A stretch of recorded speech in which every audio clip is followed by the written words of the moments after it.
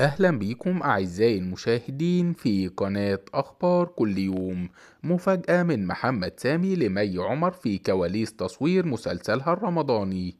فاجأ المخرج المصري محمد سامي فريق عمل مسلسل الست موناليزا بزيارة غير معلنة إلى موقع التصوير، في خطوة لافتة جاءت وسط تداول أخبار عن توتر في كواليس العمل.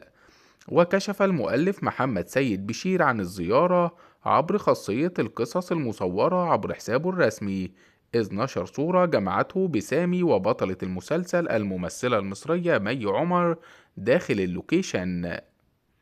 وعلق بشير على الصورة بكلمات مقتضبة قال فيها زيارة غالية أوي أوي، في إشارة إلى الدعم المعنوي الذي حرص سامي على تقديمه لفريق العمل، وعلى رأسهم المخرج محمد علي إلى جانب مؤلف المسلسل. وظهرت مي عمر في الصورة إلى جانب زوجها محمد سامي خلال الزيارة المفاجئة، والتي اعتبرها متابعون رسالة دعم واضحة، خصوصا أنها جاءت بعد انتشار أنباء عن أزمة قيل أنها نشبت بين مي عمر والمخرج محمد علي أثناء التصوير.